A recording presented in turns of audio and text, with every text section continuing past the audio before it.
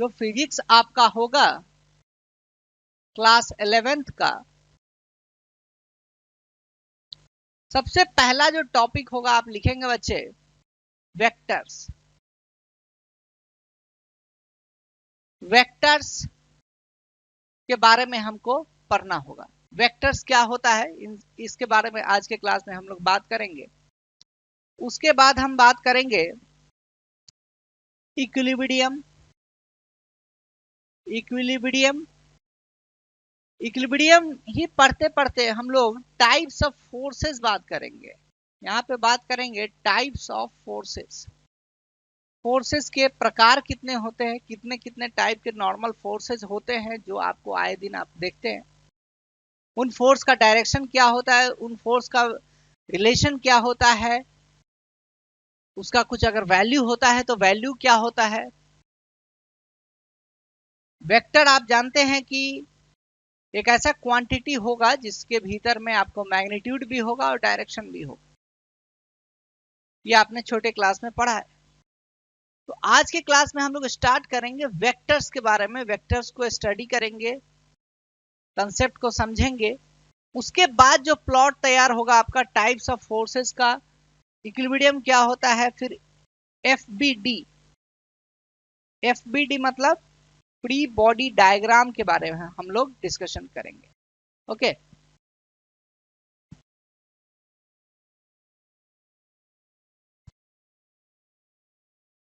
let us jump to our topic vectors. Vectors क्या है, इसका अगर डेफिनेशन देखेंगे, साधारण सा इसका डेफिनेशन है vector is a directed line segment. Directed line segment.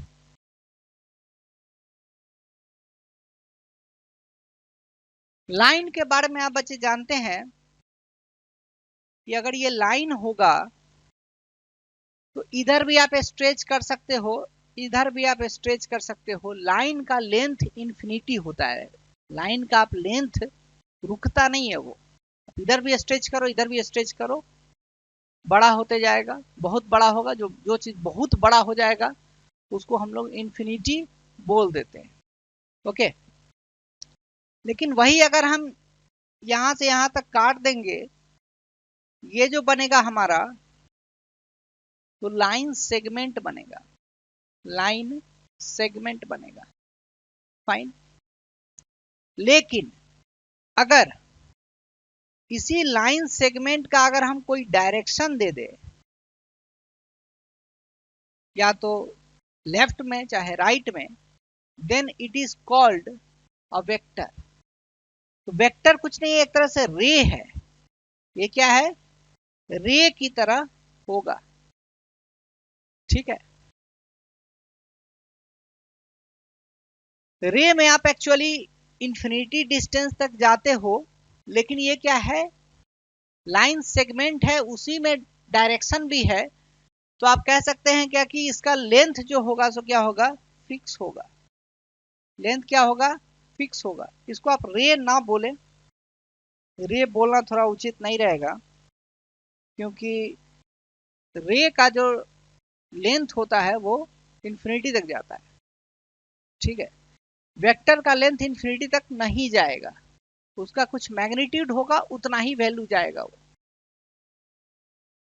It is a directed line segment. Directed line segment. Okay, इसका डायरेक्शन इधर भी हो सकता है, इधर भी हो सकता है। तो इतना समझ में आ रहा है कि वेक्टर का मतलब है क्या, एक डायरेक्शन मिल रहा है।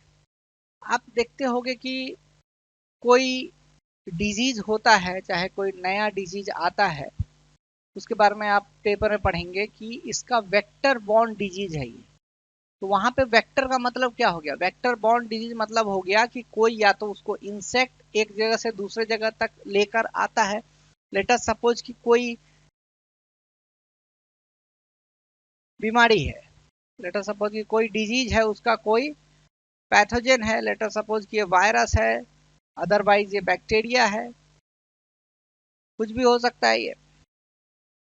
अब जरूरी नहीं है कि कोई वायरस जो है सो डायरेक्टली किसी में ट्रांसमिट हो जाएगा, नहीं करेगा। हो सकता है कि इस वायरस यहाँ पे मौजूद है और कोई माउस इस वायरस को अपने खाने के जैसा कुछ खा लिया, उसमें वायरस था। अब वो माउस अगर इधर उधर घूम रहा है, आपके घर में जा रहा है और आपके फूड को कंटामिनेट कर दिया, ठीक है, तो रैट जो होगा आपका, तो एक तरह से वेक्टर की तरह काम कर रहा है, एक जगह से दूसरे जगह तक लेकर जा रहा है। तो इंग्लिश वर्ड है ये वेक्टर। वेक्टर का मतलब हो गया क्या, कैरियर भी होता है।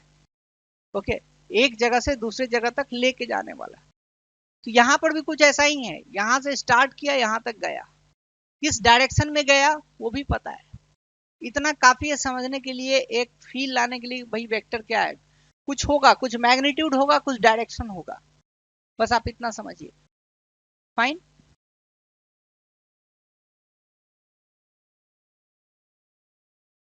अब बात करेंगे कि ऐसा भी क्या कोई वेक्टर हो सकता है क्या कि जिसका मैग्नीट्यूड 1 हो। बिल्कुल हो सकता है। वेक्टर जिसका कि मैग्नीट्यूड 1 है, उसको हम लोग यूनिट वेक्टर बोलेंगे, unit vector. Fine. Unit vector define करने से पहले थोड़ा एक चीज और हम लोग देख लेते हैं कि अगर वेक्टर ए से बी जा रहा है, ए से बी तक जा रहा है, तो इसको हम लोग कैसे दिखाएंगे, ऐसे दिखाएंगे। ए बी ऐसे आपको लिख देना है, और ए से बी गया है तो ये ऐसा हो जाएगा।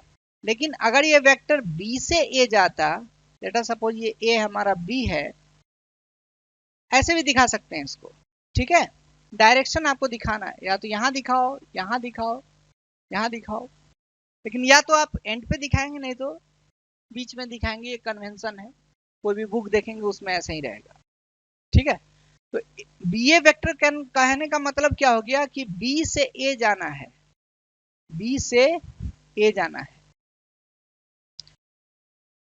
ओके, तो ये डायरेक्शन आप समझ में आ रहा है, ये फील आ रहा है कि ये कुछ डायरेक्शन है, ए टू बी, ये डायरेक्शन है बी टू ए। अब बात कर रहे हैं कि इसका मैग्नीट्यूड क्या होगा। तो इसका मैग्नीट्यूड क्या होगा उसको देखने के लिए हम लोग ऐसा सोच सकते हैं बच्चे कि ए बी का जो मैग्नीट्यूड होगा, ए बी वेक्टर का जो मैग्नीट्यूड होगा, इसका जो मैग्नीट्यूड होगा, चाहे मैग्नीट्यूड होगा, उसको हम लोग ऐसे दिखाते हैं। ए बी वेक्टर दिखाएंगे और इधर एक मॉड दिखा देंगे, मॉडुलस दिखा देंगे, ठीक है। मॉड के भीतर में ए बी वेक्टर को डालने से मतलब क्या हो गया, ये magnitude of A B vector. A B vector का मैग्नीट्यूड कहने का मतलब क्या हुआ कि ए बी जो वेक्टर है उसका डिस्टेंस क्या है, लेंथ क्या है उसका, ए से बी तक का जो आप मेजर कर रहे हैं डिस्टेंस, वो डिस्टेंस कितना है। फाइन। बी ए वेक्टर कहने का मतलब हो गया magnitude of B A vector, that is B A vector को आप ऐसे लिखेंगे और मॉडुलस लगा देंगे। फाइन। तो आप ध्यान से अगर देखें कि ए से अगर बी जाते हैं और बी से अगर ए जाते हैं, तो क्या दोनों का डिस्टेंस सेम होगा क्या। ए से अगर बी गए हैं और बी से ए गए हैं, दोनों का तो डिस्टेंस सेम ही होगा, बस डायरेक्शन में ही तो फर्क आ रहा है। ए से आप बी जा रहे हैं, चाहे आप बी से ए जा रहे हैं, तो लेकिन ये जो डिस्टेंस है वो तो सेम रहेगा दोनों डायरेक्शन, दोनों केसेस में। और ये जो डिस्टेंस है इसी को तो हम लोग मॉड ऑफ ए बी बोल रहे हैं, इसी डिस्टेंस को मॉड ऑफ बी ए बोल रहे हैं। डिफरेंट केसेस में ए से बी जा रहे हैं कि बी से ए जा रहे हैं, सेंस मैटर कर रहा है। उल्टा हो जाएगा। अगर ए से बी जा रहे हैं, आप अगर बी ए वेक्टर उसको लिख देते हैं, then its sense will alter.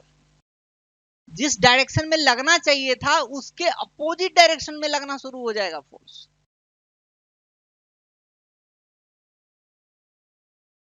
I hope so कि आपको समझ में आ रहा होगा कि ए बी वेक्टर का मॉड और बी ए वेक्टर का मॉड दोनों सेम होगा, दिख रहा है।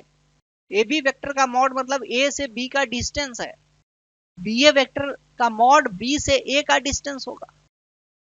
फाइन, कितना समझ में आ गया सबको? अब बात करते हैं हम लोग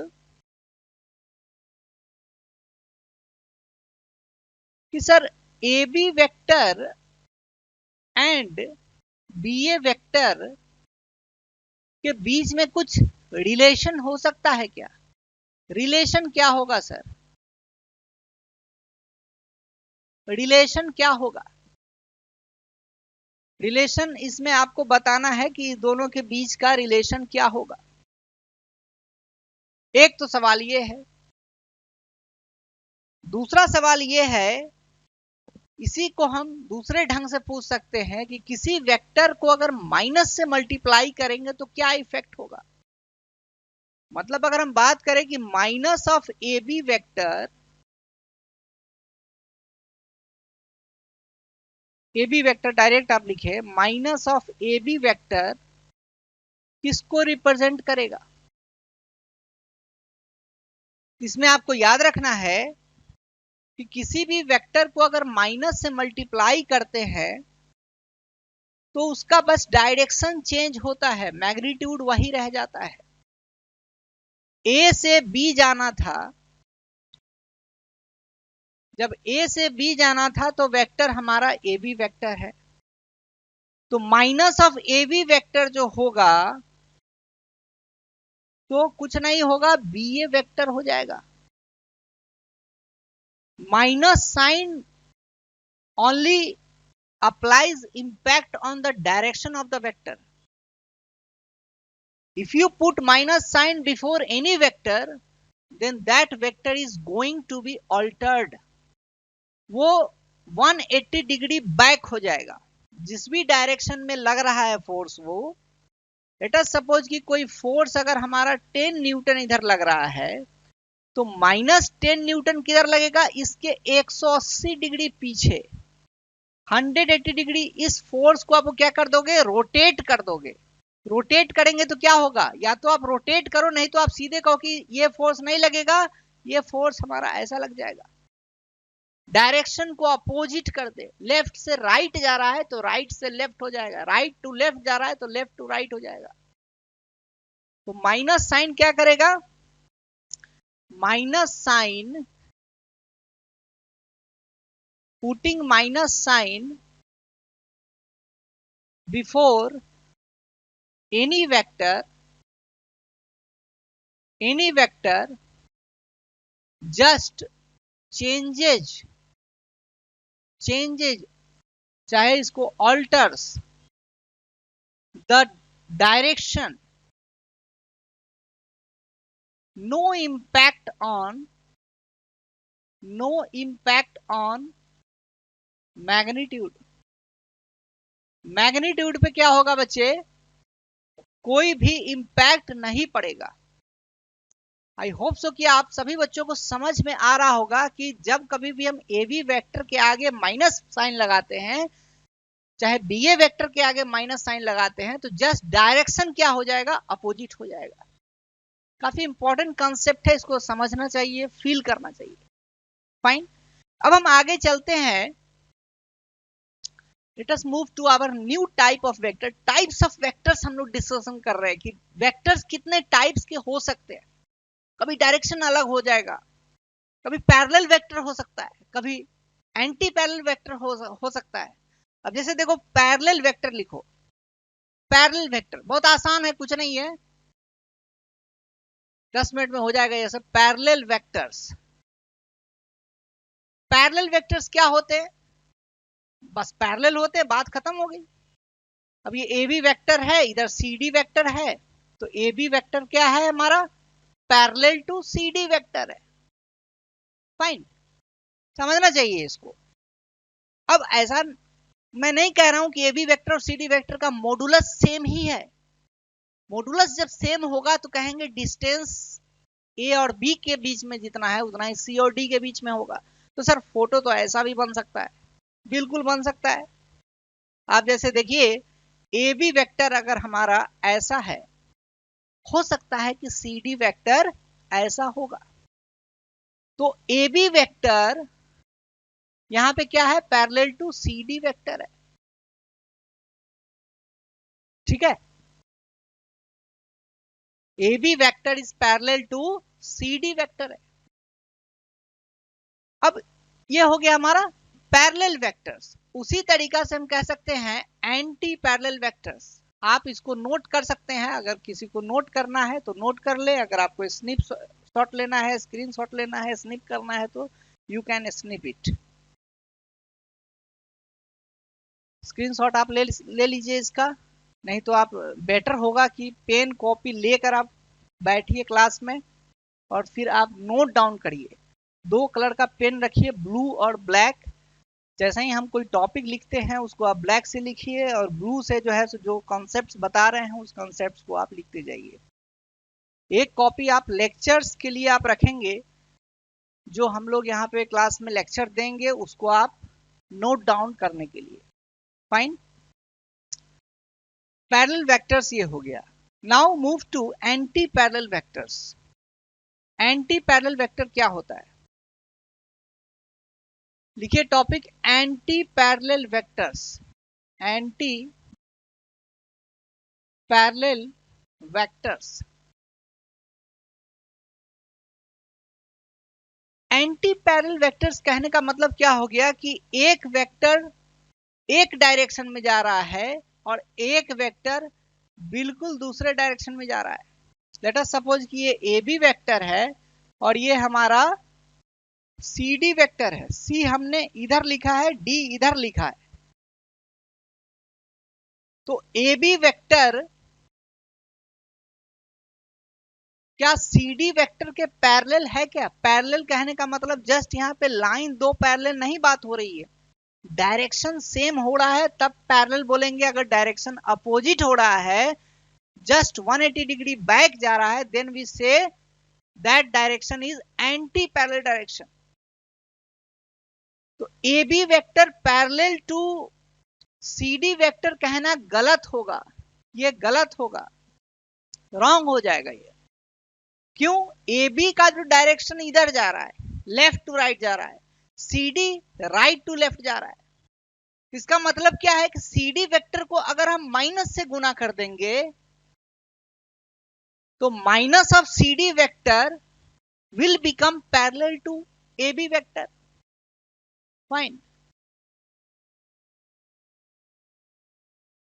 So what we can write here, AB vector is parallel to minus of CD vector, and minus of CD vector is nothing but DC vector.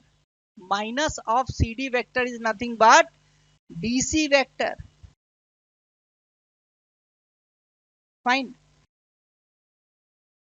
Minus of C D vector क्या हो जाएगा? डीसी वेक्टर हो जाएगा। Minus सी D vector कहने का मतलब C D जो vector है उसमें माइनस साइन लगाओ, इसका मतलब इस वेक्टर को पलट दो, 180 डिग्री रोटेट कर दो इसको। जैसे ही आप रोटेट करेंगे तो जो लेफ्ट में वेक्टर होगा वो राइट में हो जाएगा, जो नॉर्थ में वेक्टर होगा वो साउथ में हो जाएगा, जो ईस्ट में वेक्टर होगा वो वेस्ट में हो जाएगा। ठीक है। जिस बच्चे को कोई डाउट होता है, कुछ भी अगर पूछना है तो डायरेक्टली आप कमेंट बॉक्स आप लोगों के लिए खुला हुआ है। लाइव क्लास लेने का हमारा एक ही पर्पस है कि हम आप सभी बच्चों से जुड़े और अपने जो इंटरेक्टिव क्लास है उसको हम और इंटरेक्टिव बनाएं। आप जितना क्वेश्चंस पूछते हैं लाइव क्लास के दौरान में, हमको भी समय रहेगा आपके उत्तर को रेस्पॉन्स करने के लिए, जो भी आपका डाउट है उसको बताने के लिए, क्लियर करने के लिए, और फिर आपके पास भी समय रहता है कि आप आसानी से अपने डाउट्स को पूछ सकते हैं। तो जिस बच्चे को जो भी डाउट होता है, कुछ भी अगर डाउट हो रहा है तो आप पैनिक मत हो, आप ये मत सोचो कि सर क्या सोचेंगे हम ये डाउट पूछेंगे तो। मुझे पता है कि आप सभी बच्चे अभी क्लास 10th ही अभी एग्जाम दिए हो, अभी आप 11th में जो एंट्री किए हो, तो यही आपके लाइफ का सबसे इंपॉर्टेंट फेज होने वाला है। 11वीं जो बच्चा अच्छे से संभाल लिया, क्लास 11th को रगड़ के पढ़ लिया, फिजिक्स अच्छे से पढ़ लिया, मैथमेटिक्स पढ़ लिया, केमिस्ट्री पढ़ लिया, दुनिया का कोई कोर्स वो बहुत आसानी से कर सकता है और दुनिया का कोई कंपटीशन वो आसानी से निकाल सकता है। तो IIT is not the ultimate goal, आपका अल्टीमेट गोल कुछ और होगा बियॉन्ड आईआईटी। आईआईटी तो करना ही है, आईआईटी तो होगा ही। आप 11-12 पे ध्यान तो देकर देखो, अगर आप 11-12 का कंसेप्ट को संभाल लिए, जो भी कंसेप्ट यहाँ पे आपको सिखाया जाता है, जो भी प्रॉब्लम सीट आपको कराया जाता है, आप माइन्यूटली क्लास को अगर अटेंड करते हैं, डीपीपी सॉल्व करते हैं, सीट्स को लगाते हैं, प्रीवियस ईयर क्वेश्चन को लगाते जाएंगे, आपका आईआईटी में सिलेक्शन भगवान भी नहीं रोक पाएगा। लेकिन वही बात है, अगर आप कंसेप्ट पर अगर आप थोड़ा भी दाएं बाएं किए, आप लेक्चर नहीं अटेंड किए, सीट में आप कोई कोताही बरत दिए, आप टेस्ट सीरीज में कहीं ना कहीं आप मिस करेंगे, तो फिर 2 साल का रिग्रेट होगा। रिग्रेट फिर करने से फिर आपको आईआईटी जा नहीं पाओगे। लाइफ में अगर आपको रिग्रेट नहीं करना है, सही समय पर अगर आपको आईआईटी फोड़ना है, घुसना है, टॉप 100 में घुसना है, यही समय है आपको अपना फुल एनर्जी के साथ पूरा सब कुछ छोड़ छाड़ कर इस तैयारी में आपको लगना है। कुछ भी अफलातूनी काम हम लोग भी नहीं कराएंगे आपको और एक्सपेक्ट भी नहीं करते हैं कि आप अभी छोटे बच्चे हो। 11-12 का जो बेसिक कंसेप्ट है उसको डिस्कशन करेंगे, उसी को प्लेटफॉर्म बनाकर हम थोड़ा सा ऊपर में लिफ्टिंग करना शुरू करेंगे, so that you can solve the questions of JEE advance as well. JEE main के क्वेश्चन बहुत ही आसान आने वाले हैं, वो आप स्कूल में ही पढ़ के सॉल्व कर सकते हैं, कोई कोचिंग नीडेड नहीं है उसके लिए। लेकिन जो कोचिंग नीडेड है वो जेई एडवांस के लिए नीडेड है, और जेई एडवांस का तैयारी अगर आपको करना है तो 11-12 को अच्छे से करके जो भी यहाँ पे कॉन्सेप्ट्स एक्स्ट्रा समझाए जाएंगे, प्रैक्टिस कराए जाएंगे प्रॉब्लम्स, उनको बहुत माइन्यूटली करना है।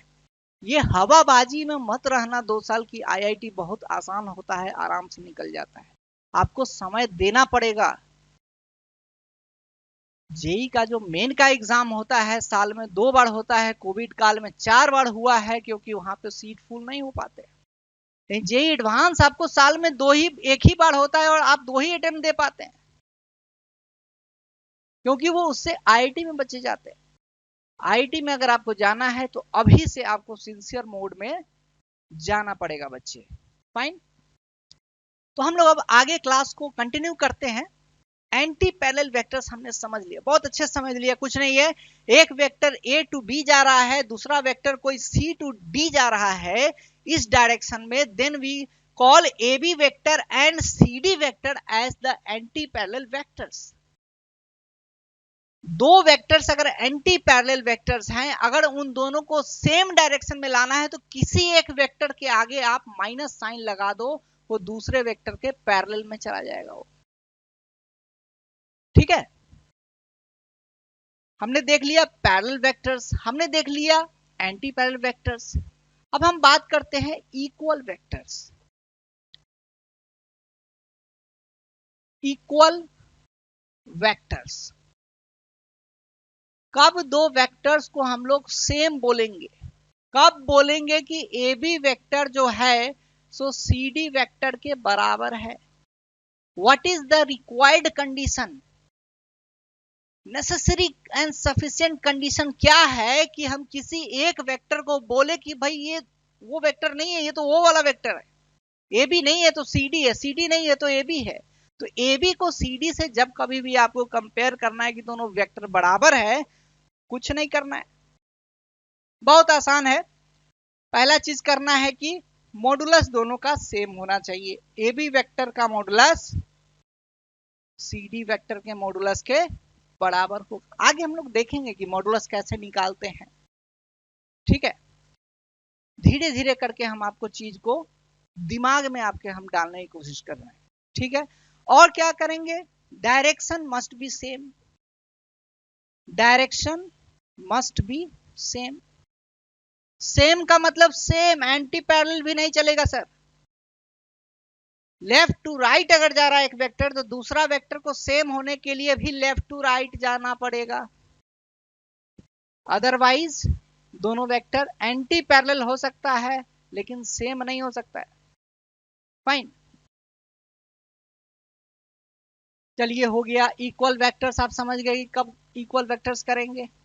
Now come to our new concept, एक और कंसेप्ट यहां पे जानेंगे कि नल वेक्टर क्या होता है। नल वेक्टर क्या होता है? नल वेक्टर, नल मतलब कुछ नहीं, नथिंग। कोई केस को आप सुनते होंगे, सुप्रीम कोर्ट में नल एंड वॉइड हो गया, मतलब निरस्त हो गया। नल मतलब नथिंग। तो इसका मतलब क्या हो गया कि a vector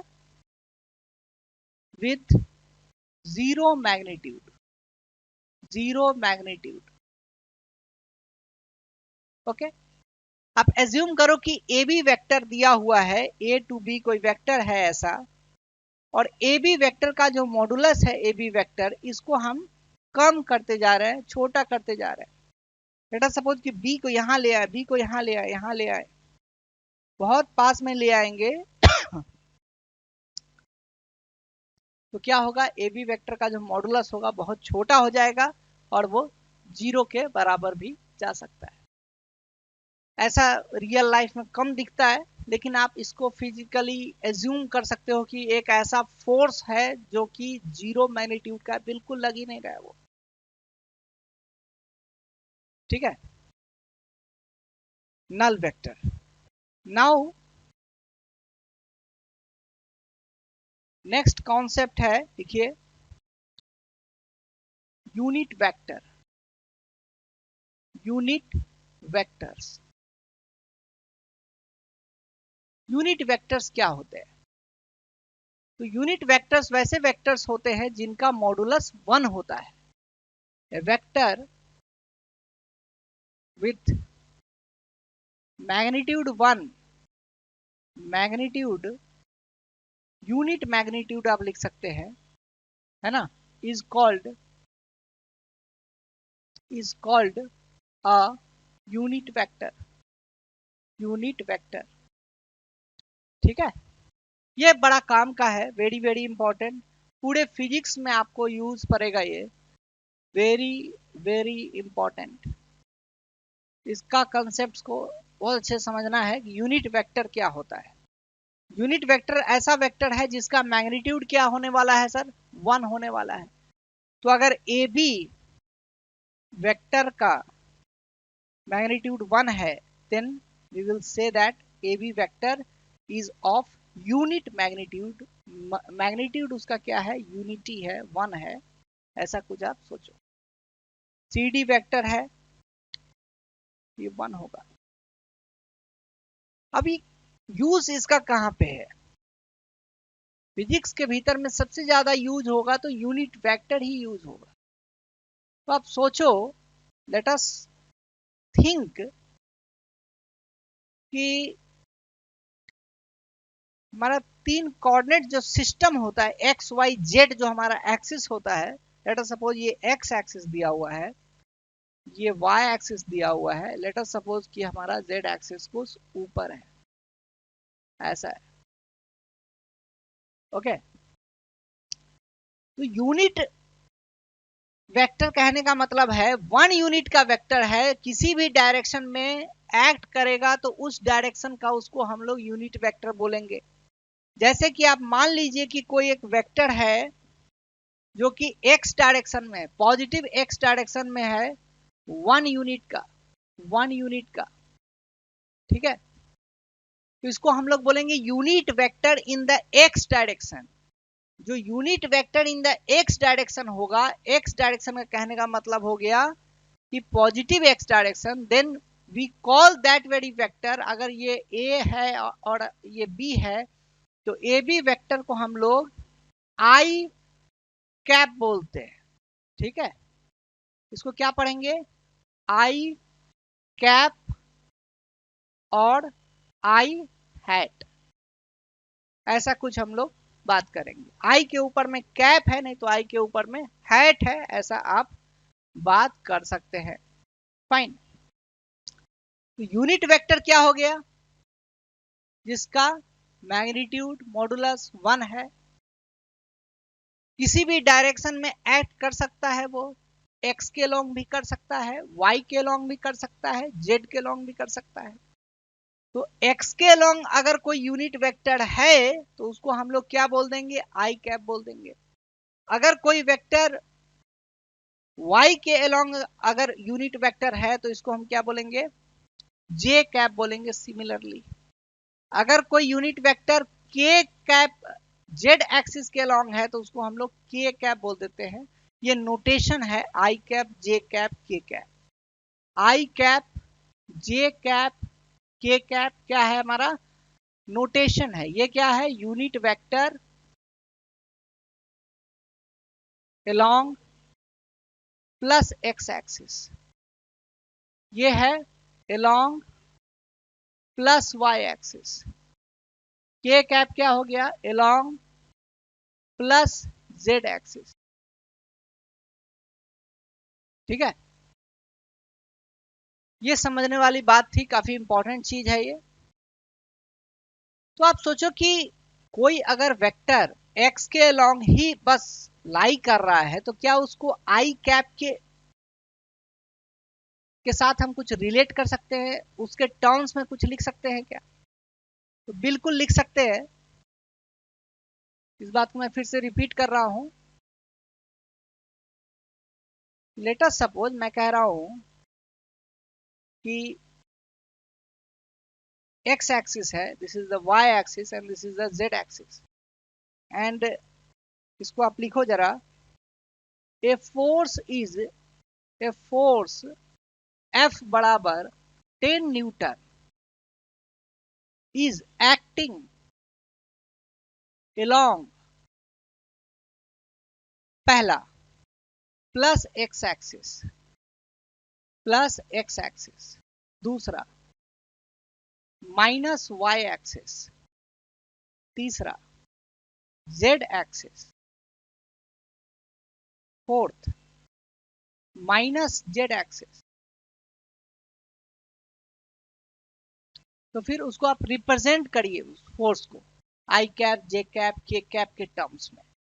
then represent, then represent, represent करिए। किसको रिप्रेजेंट करना है? वही 10 न्यूटन फोर्स को, F in terms of I cap, J cap, K cap accordingly oblique edge पर क्वेश्चन। ये क्वेश्चन दिया हुआ है। अगर फोर्स 10 न्यूटन का है और वो प्लस एक्स एक्सिस के तरफ में लग रहा है तो उस फोर्स को आपको यूनिट वेक्टर के टर्म्स में लिखना है। तो कैसे लिखेंगे? सिंपल सी बात है। प्लस एक्स एक्सिस के तरफ जो डायरेक्शन होता है तो दैट इज आई कैप। तो मॉडुलस, ये फोर्स किधर लग रहा है? प्लस एक्स एक्सिस, तो पहले आप डायरेक्शन लिख दो आई कैप। फाइन। कितना यूनिट का फोर्स लग रहा है? तो 10 न्यूटन है, 10 यूनिट है तो 10 बस ऐसा लिख देंगे। मतलब F बराबर क्या हो जाएगा यहां पे? 10 आई कैप हो जाएगा। फाइन। माइनस वाई एक्सिस है, minus Y axis. Plus Y axis किधर होता है? जे प्लस वाई एक्सिस के अलोंग जो हमारा यूनिट वेक्टर होगा वो जे कैप होगा, चाहे जे हैट होगा। कैप ही पढ़ते हैं हम लोग भी, जे कैप ही बोलेंगे उसको। तो you should also say this very, pronounce करो आप जो यूनिट वेक्टर है जे कैप, चाहे जे हैट भी बोल सकते हो as per your convenience. Y axis के अलोंग हमारा यूनिट वेक्टर क्या है? जे कैप है, तो हम लोग जे कैप लिखेंगे। लेकिन यहाँ पे बोल रहा है माइनस वाई एक्सिस के अलोंग लग रहा है तो इसको माइनस साइन से मल्टीप्लाई करेंगे। क्यों? क्योंकि किसी वेक्टर को अगर 180 डिग्री अगर बैक करना है तो आगे आपको एक माइनस साइन लगाना पड़ता है। यहाँ पे आप माइनस जे कैप लिखेंगे बच्चे। और उसके आगे 10 लिख देंगे। तो इस फोर्स को आप ऐसे भी लिख सकते हैं -10 जे कैप। ऐसा कभी नहीं सोचेंगे कि मैग्नीट्यूड उसका -10 हो गया जे डायरेक्शन, नहीं, ये गलत है सोचना। ये फिजिकली पॉसिबल नहीं है। किसी भी वेक्टर का जो मैग्नीट्यूड होता है वो निगेटिव नहीं होता है। -10 जे कैप को क्या रीड करेंगे हम लोग? -10 जे कैप जो होगा फोर्स, अगर कोई फोर्स -10 जे कैप लिखा हुआ है, इसका मतलब है क्या? 10 न्यूटन फोर्स है, -j डायरेक्शन में एक्ट कर रहा है। We will never say that -10 force है वो j डायरेक्शन में एक्ट कर रहा है। That will be wrong interpretation. Okay, इसी तरह से आप z एक्सिस के अलोंग आप फोर्स को लिख सकते हैं क्या? जो यूनिट वेक्टर होगा हमारा k कैप होगा, और 10 न्यूटन का लग रहा है तो 10 k कैप हो जाएगा ये। उसी ढंग से -z एक्सिस के अलोंग क्या हो जाएगा? -10 k कैप हो जाएगा। फाइन। तो इस ढंग से हमने क्या देखा? यूनिट वेक्टर्स हमने देखा। कोई भी डायरेक्शन में कोई अगर फोर्स लग रहा है तो उस डायरेक्शन में हम यूनिट वेक्टर को लिख सकते हैं। फाइन। अब हम बात करेंगे कि कोई फोर्स अगर, जरूरी नहीं है कि एक्स एक्सिस के लॉन्ग ही लगे, जरूरी नहीं है कि वाई एक्सिस के लॉन्ग ही लगे, जरूरी नहीं है कि वो जेड एक्सिस के लॉन्ग ही लगे। तो फिर क्या हो सकता है? हो सकता है कि कुछ आर्बिट्रेरी जो डायरेक्शन है, जो हमें पता नहीं है, उस डायरेक्शन में फोर्स एक्ट कर रहा है, ऐसे एक्ट कर रहा है, इधर है, इधर है। तो उन सारे फोर्सेस को हम लोग कैसे लिख पाएंगे? उन फोर्सेस को एक्सप्रेस कैसे कर पाएंगे? अब ये सवाल हो रहा है। फोर्स अब एक ही डायरेक्शन में एक्ट नहीं कर रहा है कि एक्स एक्सिस में ही लग रहा है, प्योरली एक्स एक्सिस में लाई कर रहा है, चाहे purely Y axis, purely Z axis, नहीं, कहीं भी लाई कर सकता है। तो हम बात करेंगे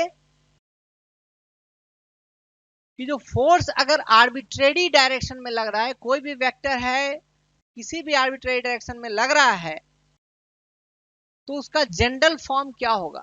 तो general form of any vector, general form of any vector, any vector F, ये क्या होगा? तो जनरल फॉर्म जो होता है किसी वेक्टर का, तो वो इस तरह का होता है, A I cap plus B J cap plus C K cap. मतलब फोर्स जो एक्ट कर रहा है, कुछ एक्स में भी लग रहा है, कुछ वाई में भी लग रहा है, कुछ जेड में भी लग रहा है। अभी आपने देखा है कि ए आई कैप कहने का मतलब है कि अगर ए पॉजिटिव है, इफ आई से ए बी सी तीनों क्या हो रहा है हमारा? पॉजिटिव है, ग्रेटर देन 0 है, then we say that force F बराबर A I cap plus B J cap plus C K cap कुछ ऐसे एक्ट कर रहा है सच दैट कि उसका आई कंपोनेंट एक्स एक्सिस की तरफ ए है, Y axis plus Y axis की तरफ बी है, और प्लस जेड एक्सिस की तरफ वो सी, उसका वैल्यू जा रहा है। आप ऐसे सोच सकते हो। लेट अस सपोज कि हमारा एक्स वाई जेड है। अगर ये दोनों पार्ट नहीं होता तो फोर्स किधर लगता? फोर्स हमारा किस डायरेक्शन में लगता? ए यूनिट का होता वो। अगर आई कैप के कैप नहीं होता तो बी यूनिट का फोर्स प्लस वाई के डायरेक्शन में लगता। अगर आई कैप जे कैप दोनों नहीं होता तो सी यूनिट का फोर्स जो है सो हमारा प्लस जेड डायरेक्शन में एक्ट कर रहा होता।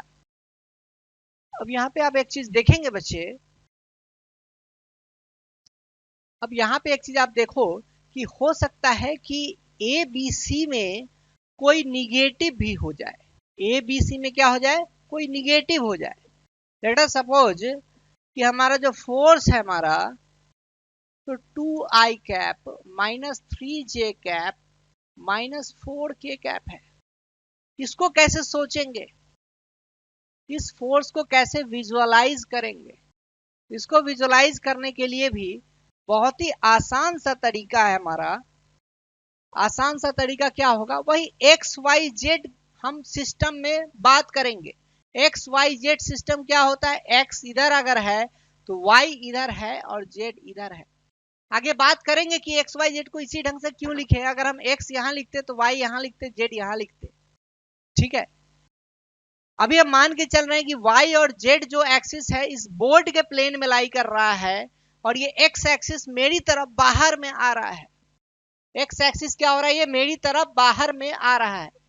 अभी हम मान के चल रहे हैं Y और Z जो है एक्सिस हमारा बोर्ड के प्लेन में लग रहा है। ये तीनों एक्सिस एक प्लेन में नहीं है, रेक्टेंगुलर सिस्टम है, ये रेक्टेंगुलर कोऑर्डिनेट सिस्टम इसको बात करते हैं, जिसमें कि X एक्सिस, Y एक्सिस और Z एक्सिस तीनों होता है। लेट अस सपोज कि X एक्सिस है, Y एक्सिस यहाँ है तो Z एक्सिस ऊपर होगा। रेक्टेंगुलर कोऑर्डिनेट सिस्टम को क्या करेगा ये बच्चे, फॉलो करेगा। तो 2i cap minus 3j cap minus 4k cap का कहने का मतलब क्या हुआ, इसका कहने का सिंपल मतलब है कि x डायरेक्शन में आपका 2 न्यूटन का फोर्स लग रहा है सर। इस फोर्स को हम इंटरप्रेट कर रहे हैं, इसको क्या कर रहे हैं, इंटरप्रेट कर रहे हैं, इसको विजुअलाइज कर रहे हैं कि एक्सिस में किधर किधर फोर्स लग रहा होगा। तो यहां पे अगर 2i कैप, आई कैप के आगे 2 लिखा हुआ है मतलब 2 इंटू आई कैप है, मतलब प्लस x के डायरेक्शन में 2 Newton. -3j cap, -3j cap का कहने का मतलब क्या हो गया, 3 इंटू माइनस जे कैप। 3 इंटू माइनस जे कैप कहने का मतलब क्या हो गया कि y एक्सिस में नहीं लगेगा फोर्स, अब ये y एक्सिस के पीछे लगेगा फोर्स। कितना, तो 3 न्यूटन का। और z एक्सिस के आगे आप देखो -4 है, इसका मतलब जो z एक्सिस तो ऊपर में है, इधर k कैप होगा तो माइनस k कैप तो नीचे लगेगा। इधर कितना आ जाएगा, -4 यूनिट आपको इस डायरेक्शन में ऐड करेगा, माइनस k कैप के डायरेक्शन में। फाइन। आई कैप मतलब प्लस x एक्सिस, खत्म। माइनस आई कैप मतलब माइनस x एक्सिस के लॉन्ग जो हमारा यूनिट वेक्टर हो रहा है ऑब्वियसली। माइनस जे कैप कहने का मतलब क्या हो गया, एक यूनिट वेक्टर है जो कि हमारा माइनस y एक्सिस के तरफ में एक्ट कर रहा है, y एक्सिस के जस्ट अपोजिट में। माइनस k कैप कहने का मतलब क्या हुआ, unit vector in the direction just opposite to the plus Z axis. Plus Z axis के जस्ट अपोजिट वाला जो डायरेक्शन होगा उसको हम लोग माइनस k कैप बोलेंगे, प्लस जेड एक्सिस के। फाइन। आप लोगों में से किसी को भी कोई डाउट हो रहा है तो काइंडली आप पूछिए, डाउट पूछना बहुत जरूरी है। कोई अगर डाउट है, समझने में कोई दिक्कत हो रही है, यू कैन आस्क क्वेश्चन। किसी को कोई डाउट हो रहा है क्या? कोई भी अगर डाउट होता है तो काइंडली आप लोग क्वेश्चंस को जरूर पूछेंगे। क्वेश्चन पूछेंगे तो फिर और भी अच्छे से आपको कंसेप्ट को क्लियर होगा। फाइन। अब हम बात करते हैं कि एडिशन ऑफ टू वेक्टर्स, दो वेक्टर्स को ऐड कैसे करेंगे। तो आगे का आप लिखेंगे addition of two vectors. Fine. Addition of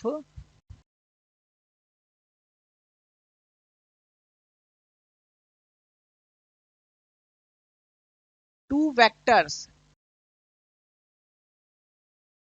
F1 बराबर A1 I cap, A1 I cap, A2 J cap, चाहे हम बात करते हैं इसको B1 जे कैप प्लस C1 के कैप, एंड F2 जो है हमारा तो A2 I cap plus B2 J cap plus C2 K cap. ऐसे दो फोर्सेस दे रखे हैं, इन दोनों फोर्स को आपको ऐड करना है, इन दोनों फोर्स को ऐड करना है। कई बार ऐसे क्वेश्चंस आपको आएंगे एग्जाम में। फाइन। फोर्स को ऐड कैसे करते हैं वो चीज अभी हम लोग सीखेंगे। तो फोर्स को ऐड करने के लिए, to add any two forces, we add it component wise add कर देंगे। ठीक है, कंपोनेंट वाइज क्या करेंगे, ऐड करेंगे।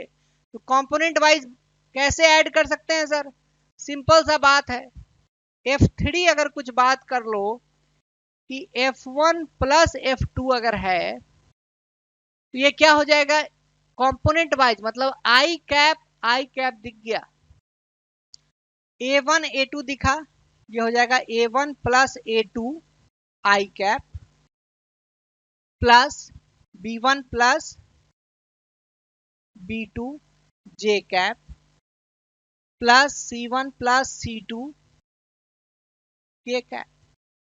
फाइन, इतना ही आसान है, कुछ भी तो नहीं है, एकदम आसान है। आसान कैसे है, जस्ट हमको आई कैप के साथ जोड़ देना है दूसरे का आई कैप का कोफिशिएंट, जे कैप का कोफिशिएंट को ऐड कर देना है, के कैप के कोफिशिएंट को क्या करना है बच्चे, ऐड कर देना है, बस हमारा कहानी ओवर। कभी भी दुनिया में दो कोई वेक्टर है उसको ऐड करना है, अगर जनरल फॉर्म में दिया हुआ है A I cap plus B J cap plus C K cap, तो इस ढंग से हम लोग क्या करेंगे, ऐड कर देंगे। सेम वे क्या है बच्चे, डिफरेंस का भी इतना ही आसान है, कुछ भी तो नहीं है सर। तो आप लिखेंगे हाउ टू subtract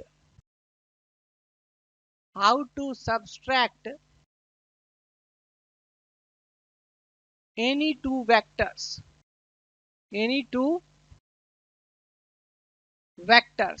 कुछ हम बात कर रहे हैं, F1 बराबर है A1 I cap plus B1 J cap plus C1 के कैप, और उसी ढंग से हमारा कुछ F2 दे रखा है, यहाँ पे दे रखा है A2 I cap plus B2 J cap plus C2 K cap, and we have to find what, find करना है F1 माइनस F2, है ना, एंड F2 माइनस F1, इन दोनों को क्या करना है, निकालना है, आंसर बताना है कि क्या होगा।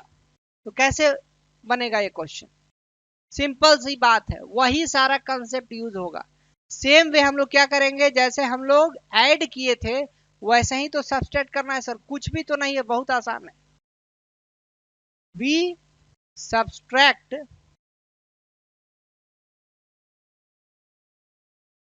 कंपोनेंट वाइज क्या करेंगे हम लोग, सब्सट्रैक्ट कर देंगे। कंपोनेंट वाइज सब्सट्रैक्ट करने का मतलब क्या है, अगर हमको F1 माइनस F2 निकालना है, F1 माइनस F2 निकालना है, इसका मतलब क्या हो गया, F1 का जो A1 कोफिशिएंट है आई कैप का, उसमें से किसको सब्सट्रैक्ट करेंगे, F2 के कोफिशिएंट को, आई कैप वाला कोफिशिएंट को सब्सट्रैक्ट करके लिख देंगे। उसी ढंग से हम यहाँ पे B1 minus B2 J cap कर देंगे, उसी ढंग से हम C1 minus C2 K cap को कर देंगे।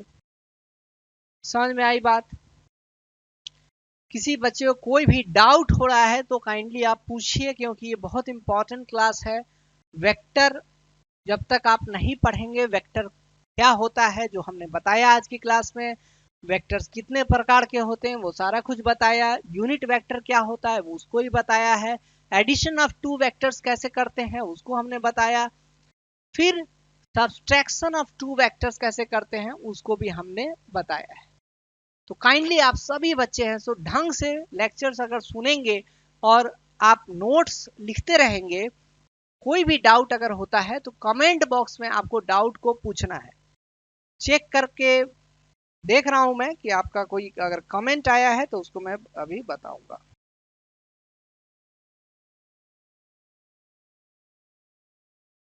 ओके, प्रीवियस कमेंट्स ही हैं, अभी किसी को ऐसा कमेंट नहीं है। कोई भी अगर डाउट होता है लाइव क्लास के दौरान तो you can ask your comment by writing in the comment section. Fine, तो इस तरीका से हम लोग क्या कर सकते हैं बच्चे, दो वेक्टर्स को हम लोग ऐड कर सकते हैं, दो वेक्टर्स को हम लोग सब्ट्रैक्ट कर सकते हैं। फाइन। अब हम बात करेंगे modulus of any vector. Modulus magnitude of any vector in general form. General form में कोई वेक्टर दिया हुआ है तो उसका मैग्नीट्यूड क्या होगा? दैट इज, अगर हमारा कोई फोर्स दे रखा है A I cap plus B J cap plus C K cap, तो आराम से हम बोल सकते हैं कि एफ का जो मॉडुलस होगा so that will be under root of A square plus B square plus C square. ये क्या निकला है? Modulus of any vector. तो किसी भी वेक्टर का मॉडुलस आपको अगर निकालना है तो ऐसे निकलेगा। फाइन। इसका मतलब हो गया कि अगर हमको कोई भी वेक्टर अगर वेक्टर फॉर्म में दे रखा है और उसी वेक्टर के एलोंग में अगर हमको कोई एक यूनिट वेक्टर निकालना है तो क्या करेंगे सर? पहले क्वेश्चन को हम ढंग से लिख देते हैं।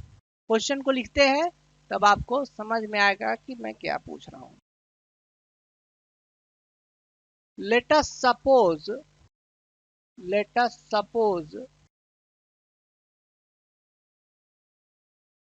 a force F is equal to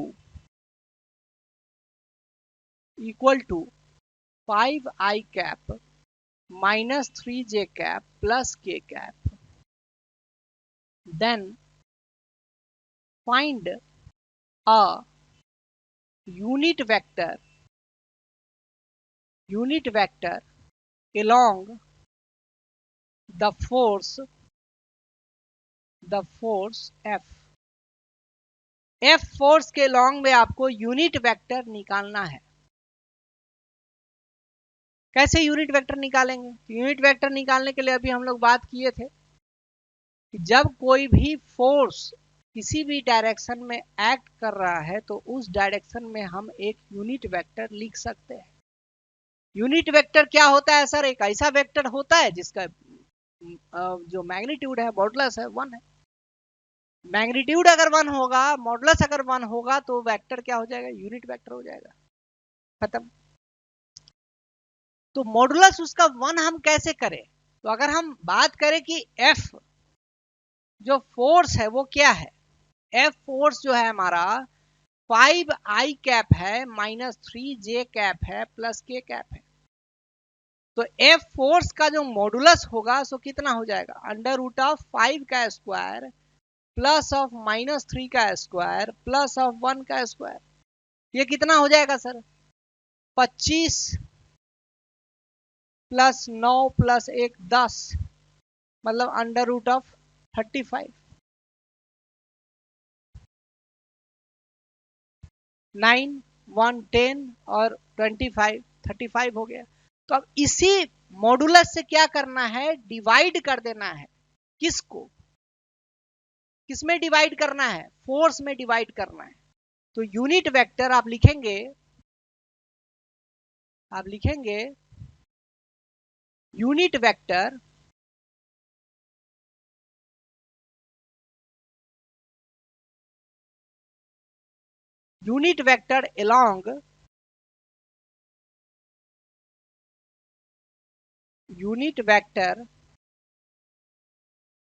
along F is equal to F by mod of F is equal to F कितना दे रखा है? 5I cap minus 3J cap plus K cap. Divide किससे करना है? अंडर रूट ऑफ 35 से करना है। Final answer क्या हो जाएगा? तो यूनिट वेक्टर को हमेशा हम स्मॉल लेटर्स से दिखाते हैं। स्मॉल लेटर्स का प्रयोग करेंगे यूनिट वेक्टर को दिखाने के लिए। तो F का यूनिट वेक्टर दिखाना है तो आप इसको स्मॉल f से दिखा दीजिए। F कैप चाहे F hat is equal to हो जाएगा कितना 5/√35 I cap minus 3/√35 J cap plus 1/√35 K cap. Okay, ये हमने बात किया क्या कि कोई भी फोर्स दिया हुआ है तो उसके लॉन्ग अगर हमको यूनिट वेक्टर निकालना है तो कैसे करेंगे।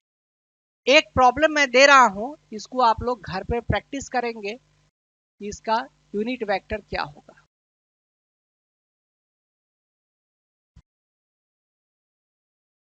क्वेश्चन है let F is equal to I cap plus J cap minus K cap F1 is equal to और F2 इज इक्वल टू है minus 3J cap plus 4K cap plus 4J cap minus K cap.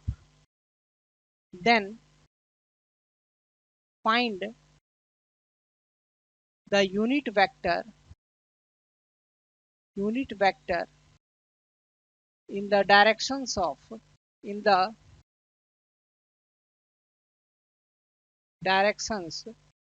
पहला 3F1 minus F2, दूसरा F1 minus F2, तीसरा F2 minus F1। कैसे निकालेंगे जरा आप सोचिए, इस क्वेश्चन को आप कैसे करेंगे। जब फोर्स दे रखा है, F1 एक फोर्स दे दिया, F1 एक फोर्स दे रखा है, F2 भी दे रखा है, आपको क्या फाइंड करना है, यूनिट वेक्टर फाइंड करना है। किसके डायरेक्शन में फाइंड आउट करना है, इन द डायरेक्शन ऑफ ये सारे फोर्सेस के। तो जब कभी भी ऐसा क्वेश्चन आता है जिसमें कि in the direction of some vector you have to find the unit vector, then you just find that direction in which unit vector has to be found out. मतलब क्या है कि 3F1 माइनस F2 का value क्या होगा उसको हमें first calculate करना पड़ेगा। So first we will calculate what 3F1 minus F2 using the information F1 is equal to this I cap plus J cap minus K cap और F2 का जो वैल्यू है इसको भी आपको इस्तेमाल करना है। तो 3F1 माइनस F2 क्या हो जाएगा, 3F1 माइनस F2 हो जाएगा क्या। अब आप एक चीज देखेंगे कि 3F1 कैसे निकलेगा। तो 3F1 क्या है, 3F1 को आप ऐसे सोच सकते हो कि क्या है, ये F1 plus F1 plus F1 है ना, 3F1 है। या तो आप 3 से डायरेक्टली इसको मल्टीप्लाई कर दो, नहीं तो सबका कोएफिशिएंट जोड़ने वाला भी कहानी हम आपको बताए थे कि दो वेक्टर को अगर जोड़ना है तो इसका मतलब क्या है कि दोनों का कोएफिशिएंट को आपको x आई cap J cap K cap सबका कोएफिशिएंट को आपको क्या करना है, अकॉर्डिंगली आपको ऐड करना है।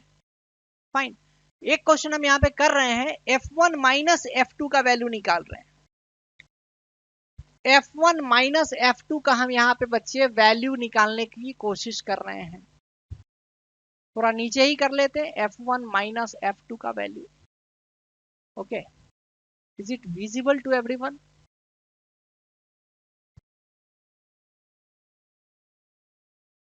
F1 माइनस F2 की वैल्यू कितनी होगी, सिंपल सी बात है सर, इसमें से इसको माइनस करो। यहाँ आई कैप कुछ नहीं लिखा है तो 1 है, तो 1 में से 3 माइनस करेंगे तो क्या होगा, बहुत आसान है, -2 हो जाएगा सर, खत्म। 1 में से 4 जाएगा तो कितना होगा, -3 हो जाएगा सर।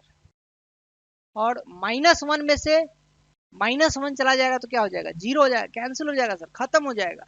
इसका मतलब क्या हो गया कि F1 माइनस F2 की वैल्यू कितनी आ गई, -2 आई कैप -3 जे कैप हो गया। 1 में से 3 गया -2, यहां से 1 में से 4 गया तो -3। फाइन, इसका मतलब हुआ कि जब कभी भी हमको दो वेक्टर को ऐड करना है तो कोफिशिएंट को अकॉर्डिंगली ऐड अप करते चले जाएंगे। जब कभी दो वेक्टर को माइनस करना है, सब्सट्रैक्ट करना है, तो बस देख लो कि किसमें से किसको करना है। जिसमें से जिसको करना है, इसका मतलब फर्स्ट माइनस सेकंड करना है, मतलब फर्स्ट का कोफिशिएंट माइनस सेकंड का कोफिशिएंट, फर्स्ट का कोफिशिएंट माइनस सेकंड का कोफिशिएंट, फर्स्ट का कोफिशिएंट माइनस सेकंड का कोफिशिएंट, आई cap J cap K cap तीनों को देख के लिख देना है, सिंपल सी बात। कुछ भी तो इसमें ऐसा नहीं है जो नहीं कर सकते। बहुत आसान है ये। अब आप देखिए कि F1 माइनस F2 का मॉड कितना हो जाएगा सर। F1 माइनस F2 का मॉड कितना होगा, F1 माइनस F2 का मॉड कितना हो जाएगा सर। ये कुछ नहीं होगा sir, under root of 2 square plus 3 square plus 0 square. इसको आप 0 के कैप भी तो लिख सकते हैं आगे। जब कहीं फोर्स F बराबर A I cap plus B J cap plus C K cap है, तो उसका फोर्स का जो मॉडुलस होता है, जो उसका वैल्यू होता है, मैग्नीट्यूड होता है, so under root of A square plus B square plus C square होता है। ये कितना हो जाएगा, 4 प्लस 9 अंडर रूट ऑफ 13 हो जाएगा, खत्म। अब इसी फोर्स, इसी जो मैग्नीट्यूड है, इसको इसमें डिवाइड कर देना है। यहाँ पे लिख देंगे आप यूनिट वेक्टर